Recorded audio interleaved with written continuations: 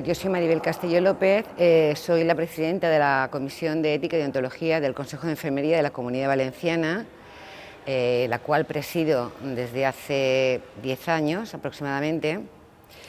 También es verdad y es cierto que formo parte del grupo de trabajo que se montó originalmente, en el que editamos el primer código deontológico, de ética y deontología de la enfermería de la Comunidad Valenciana, que fue el primero a nivel autonómico de España, porque solamente había uno, que era el del Consejo General de Enfermería, que se editó en el 89. Pero claro, en el 2010 habían pasado muchísimos años, la sociedad había cambiado, el perfil del usuario y de la sociedad había cambiado y entonces, claro, tuvimos que adaptar todos esos cambios al nuevo código.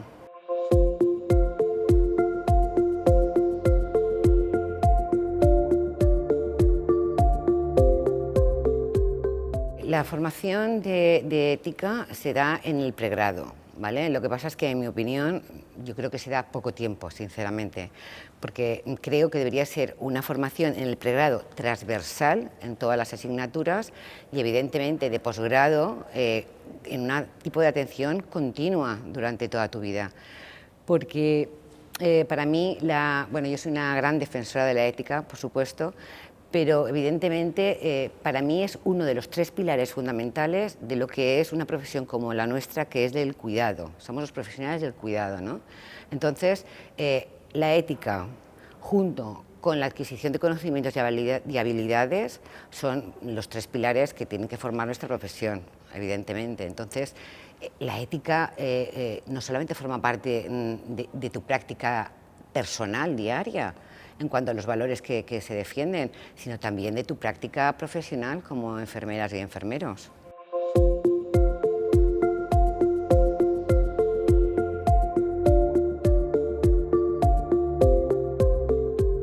Pues mira, curiosamente durante la pandemia hubo 2 campos o 2 áreas donde fundamentalmente tuvieron que prevalecer los valores, fundamentalmente al principio y al final de la vida. O sea, en el principio, porque las mujeres gestantes, yo soy matrona, las mujeres gestantes se vieron sometidas, entre comillas, lo digo así, a una vulnerabilidad de derechos en cuanto al acompañamiento, en cuanto a la atención, muchas cosas que tuvimos que defender como colectivo, prevaleciendo pues, la ley de autonomía, la dignidad, el respeto, la intimidad, la confidencialidad, todas esas cosas, ¿no? Y claro, y respecto al final de la vida, o sea, el hecho de que en las UCIs la gente muriera sola, en unas condiciones muchas veces desgraciadamente indignas, hizo que toda la sociedad, sobre todo el colectivo profesional, se replanteara hasta dónde habría que llegar, ¿no? Eso por un lado en cuanto a lo que es nuestro trabajo. Evidentemente, en cuanto a los profesionales, pues lógicamente, o sea, en ese momento lo único que veías es que tenías que trabajar, tenías que sacarlo todo adelante, tenías que estar ahí arrimando el hombro, teníamos que hacer todo lo imposible para que todo el mundo pudiera ser atendido en las mejores condiciones posibles, aunque fuera con la frialdad que da, vestida con un buzo, bueno, digo buzo, pero coloquialmente todo el mundo conoce que es el equipo EPI, ¿no? El equipo de protección individual, ¿no? Claro, eso lo tenías que compensar, esa frialdad que da estar metida dentro de un traje cuando haces una atención, tenías que compensarlo pues con el lenguaje oral, o sea, empatizando, intentando que la mujer se sintiera cómoda, o el paciente, porque estamos hablando en general de los pacientes, o que los pacientes se sintieran cómodos, se sintieran acompañados, se sintieran arropados. O sea, tuvimos que sacar cantidades enormes de empatía, de ponernos en el lugar, no sé, fue muy duro, ¿no? Y la verdad es que cuando ibas a trabajar, lo único que tenías en la cabeza es vamos a sacar esto adelante. Podías estar cabreada porque al principio lo pasamos muy mal, no habían equipos de medidas de seguridad, no teníamos mascarillas suficientes, pero decías, no, tengo que hacerlo por el paciente, ¿no? O sea, tengo que, como una obligación, o sea, tengo que prevalecer que la persona se sienta como si no hubiera pandemia, sinceramente. Entonces, pues eso, entrabas por la puerta, te lo dejabas todo en casa, te tomabas quizá antes de entrar 5 minutos pues eso, de tomar conciencia de dónde estabas y cómo estabas, y a partir de ahí ya abordabas el trabajo.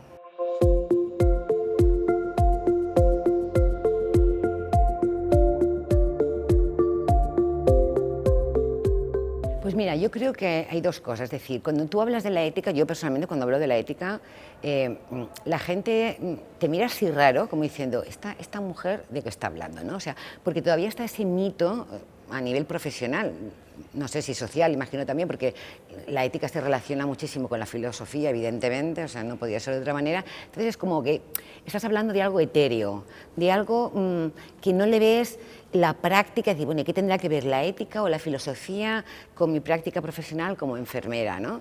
Y claro, cuando tú eres capaz de demostrar, y eso se ha visto ahora en la pandemia y con algunas leyes como la ley de ordenación, de regulación de la eutanasia, la ley del aborto, etcétera, como que realmente son las cuestiones éticas las que se te plantean en el día a día y que da solución, por un lado, la bioética, en cuanto a la ética en cuanto a la ética en las ciencias de la salud y por supuesto de la deontología, que es lo que regula la ética profesional en sí misma, ¿no? Entonces, los retos es transmitir, ser capaces de transmitir de la importancia que tiene la ética en tu día a día profesional. O sea, no como algo etéreo, sino como algo integrado. Ya he dicho al principio que para mí es uno de los tres pilares de la formación. O sea, y como decía nuestro profesor Diego Gracia, ya sabes, la técnica sin ética, pues como que no es profesión, ¿no? Entonces, para mí van tan unidas, no entiendo una profesión de cuidado si no eres capaz de ver que tu trabajo en el día a día es ética profesional.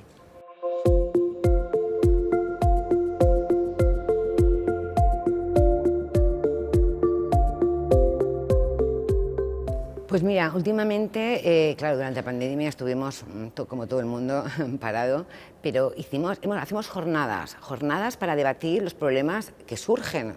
Ya he comentado que, por ejemplo, cuando la aprobación del año pasado de la ley ordenación de la regulación de la eutanasia, claro, se montó un debate ético muy importante y que los profesionales no sabían qué hacer, ni cómo abordarlo, ni cuáles eran sus funciones, ni cuáles eran sus competencias. Entonces, desde el Consejo montamos una jornada para abordar esa ley, no el tema de si estábamos de acuerdo o no de acuerdo, porque eso se hizo una encuesta previa y la mayoría de los profesionales pues dijeron que estaban de acuerdo, ¿no?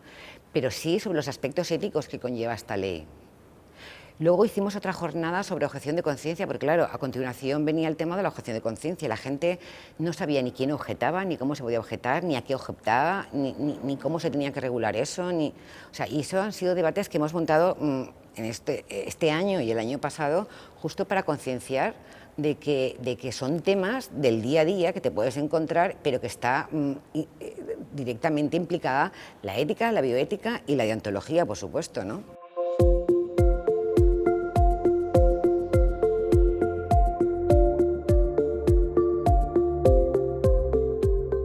Mira, sí, tuvimos un debate importante cuando todo el tema de la vacunación del COVID, pues una de las cosas que tuvo que hacer el Consejo, o sea, la Comisión de Ética y Deontología del Consejo, fue emitir un informe sobre el tema de la vacunación respecto a la objeción de conciencia.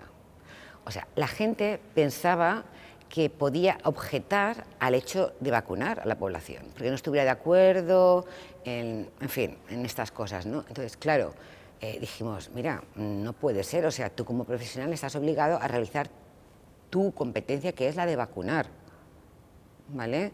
Sí, pero es que yo tengo reparo, porque esto, sobre todo con los niños, ya fue un caos, ¿no?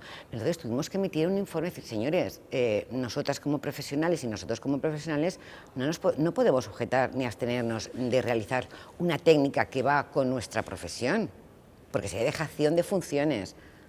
Y además, dar a entender y explicar que la objeción de conciencia solamente la contemplan y la regulan dos leyes, que es la ley de la eutanasia y la ley del aborto. A todo lo demás no puedes objetar en sí mismo, puedes hacer objeción de ciencia, que no compartas bueno, pues no compartas el tema de que se tenga que vacunar, ¿no? O sea, muchísimo negacionista. Tuvimos que elaborar un informe para calmar un poco a los profesionales porque no sabían qué estaban haciendo, y sobre todo con los niños, con el tema del consentimiento de los padres, etcétera. O sea, ahí estuvimos presentes, hicimos informes con respecto al tema de la falta de ética, nunca mejor dicho, en determinadas UCIs, donde yo creo porque igual que lo hicimos con las gestantes, con las medidas de seguridad oportunas, los familiares hubieran tenido la oportunidad de despedirse de sus seres queridos. Eso fue, mira, creo que lo recuerdo y es que hasta me emociona, ¿no? O sea, eso es, yo creo, lo más duro que puede vivir una persona, ¿no? O sea, no poder despedirse de un ser querido, porque eso luego es un duelo que se lleva fatal. Sí, porque me parece tan importante respetar la dignidad de la persona, sea en el inicio de su vida o en el final de la misma, que no entiendo cómo no se procuran los recursos y los medios necesarios para garantizar las medidas de seguridad, evidentemente, porque nadie se quiere infectar, nadie se quería contagiar, ni queríamos expandir nada, simplemente haber buscado los recursos, pues que hay que poner al familiar con un EPI, pues se pone, con 3 guantes, con lo que sea, pero darle esa oportunidad, ¿no?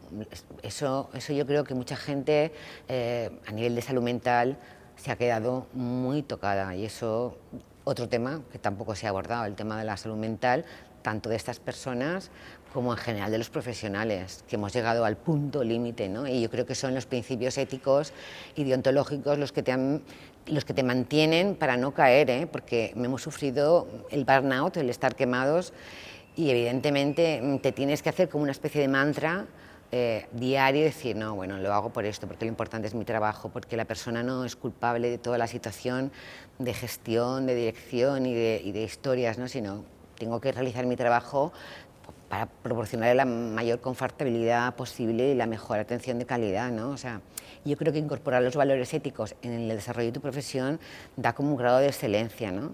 Y de hecho, por muy catastrófico que haya sido todo, yo tengo la percepción de que la sociedad ha sabido valorar, y de hecho los aplausos de las 8 eran eso, ¿no? O sea, ha sabido valorar que por encima de todo hemos seguido cuidando con esos ítems de calidad, ¿no?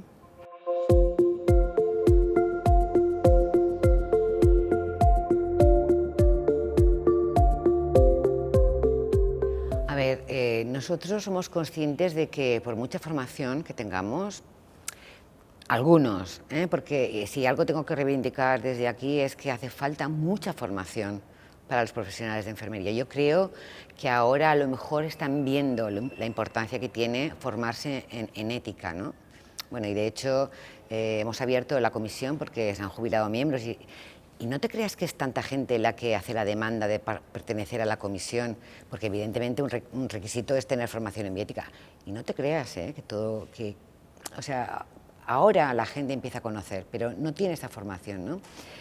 Pero colaboración, evidentemente, sabemos de nuestros límites, ¿no? Somos enfermeras, somos profesionales del cuidado.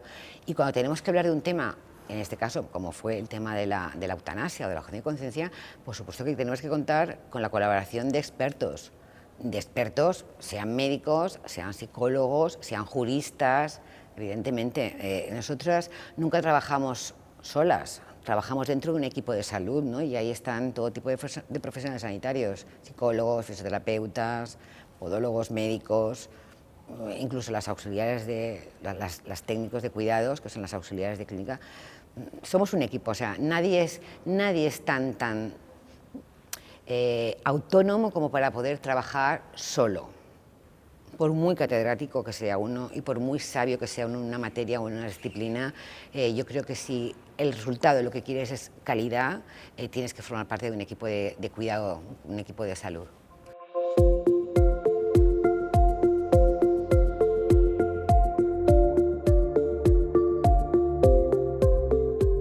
No, porque el contenido del programa, como en la universidad, es un tema de universidad y entonces eso viene estipulado el programa, los contenidos mínimos que debe de tener cualquier universitario, ¿no? Estamos hablando del pregrado, entonces eso viene ya estipulado, pues que eso es una asignatura que está junto con legislación, es ética y legislación, forma parte de un cuatrimestre y bueno, yo creo que es una cosa teórica, que los alumnos ven como algo teórico. En nuestra época, que yo soy de alguna época, es como la maruja, es decir, esto no tiene importancia total, eso es una asignatura de cuatrimestre, ¿no? Y valoran, eso sí, la asignatura de cirugía, la de las médicas, las quirúrgicas, o sea, todo lo que es una cosa como para ellos muy importante, mucho de técnicas. mucho de ciencia, pero yo creo que es que lo he dicho al principio, o sea, creo que la ética tendría que ser una formación transversal, es decir, si das una asignatura de quirúrgica, también hablar de la ética dentro de la quirúrgica. Si das una asignatura de médica, también, o sea, transversal durante los 4 años que se forma un enfermero o enfermera en la universidad, ¿no? Y claro, por supuesto, indiscutiblemente la formación continua en el posgrado, o sea, ir formándote. Nunca se sabe suficiente ni nunca se sabe de todo. Y además, para mí es tan importante que yo creo que debería de ser una condición como la ética de mínimos y de máximos, ¿no? Es decir, a un profesional se le tiene que exigir mínimamente unos conocimientos básicos de ética. Y no funcionar porque, ay, qué suerte he tenido, que este profesional, mira qué simpático es o mira qué agradable. No, no tiene que ver en cuanto a la personalidad que tenga ese profesional. Tiene que ver en cuanto que tenga unos mínimos de ética a la hora de ejercer su trabajo. O sea, mínimamente exigibles, insisto, y claro, ya lo que sería colofón sería que fuera los máximos deseables, ¿no? Que fuera ya, vamos, un excelente profesional, porque todo el mundo aspira a la excelencia profesional, ¿no? En cuanto a la excelencia, en cuanto a disciplina, y en cuanto a excelente, en cuanto al profesional, ¿no? Pero unos mínimos sí que creo que tienen que ser, o sea, exigibles, el respeto a la dignidad, el respeto a la intimidad, el respeto a la confidencialidad, o sea, toda esa serie de valores. O sea, eso tiene que ser mínimamente exigible. O sea, igual que tienes que entregar un título de que eres grado, igual que tienes que entregar tal, o sea, también ver que en tu currículum hay un mínimo de formación, ¿no? No dar por hecho que en el pregrado, bueno, pues te han dado una asignatura, así. Bueno, es que yo es que me lo creo tanto y es que creo que es tan importante. Una cosa importante es con respecto al código, el código ontológico que hemos comentado antes, ¿no?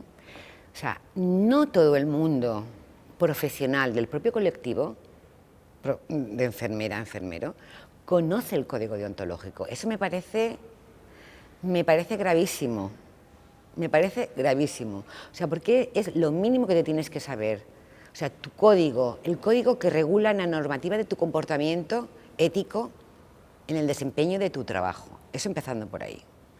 Después, socialmente, por supuesto, o sea, colaborar con sesiones informativas, con jornadas, con asociaciones de vecinos, de pacientes, me da igual lo que sea, o sea, que conozcan que nuestro trabajo no solamente es técnico, sino que también comporta unos valores éticos, por supuesto que sí, pero claro, parte de 2 bases. Primero, que el propio colectivo lo conozca y se lo crea, y segundo, que podamos así, conociéndolo y creyéndonoslo, poderlo difundir. O sea, no se puede vender lo que uno no tiene integrado. O sea, si tú no conoces la ética de tu trabajo, o sea, de tu profesión, tu código deontológico y los valores, o sea, es como un tomar conciencia y decir, vale, cuando yo atiendo así a este paciente, ¿es porque soy así de simpática y así de agradable?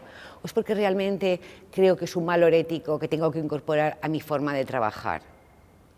Entonces, esa reflexión la tienen que hacer primero desde dentro, el propio colectivo profesional, y después, evidentemente, en el día a día, y ya, claro, socialmente, pues en aquellos lugares y asociaciones y proyectos donde cuenten con nosotros, por supuesto que sí, o sea, sin ningún problema. Porque también es verdad que si el paciente sabe que tenemos una serie de obligaciones éticas que cumplir, también es verdad que el paciente puede reconocer que tiene una serie de derechos éticos que exigir. Y esto viene un poco con la Ley 41/2002 del derecho a la información y la autonomía del paciente, ¿no? O sea, el paciente nos puede exigir más. Claro que la sociedad actual es más demandante en cuanto a los derechos que tiene, porque también es más conocedor de toda la legislación y de todos los códigos éticos que cualquier profesional sanitario, por supuesto todos los profesionales, pero en concreto los profesionales sanitarios debemos de tener y de cumplir. Es importante la ética, la bioética y la deontología dentro de la profesión de enfermería, y que yo pediría que todos los profesionales realmente se implicaran, la conocieran y se acercaran, porque a veces el mero hecho de tenerlo como algo que rechazan, pero rechazan sin conocerlo, ¿no? Entonces, la habilidad de utilizar la ética aplicada, que es la deontología, una de las técnicas, al día a día y hacerlo ver que que es algo cotidiano en tu trabajo, no como algo etéreo, como algo que tengas que hacer de ninguna manera especial, sino que lo integras y ya forma parte de tu trabajo. De la misma manera que tú cuando en tu vida diaria y personal haces las cosas y te desenvuelves, no dices, ay, voy a hacer esto porque no lo piensas, ya está integrado, entonces actúas con valores éticos en el día a día, posiblemente sin ser consciente, pero para llegar a no ser consciente, primero tienes que pararte a tomar conciencia y ser consciente, eso sí.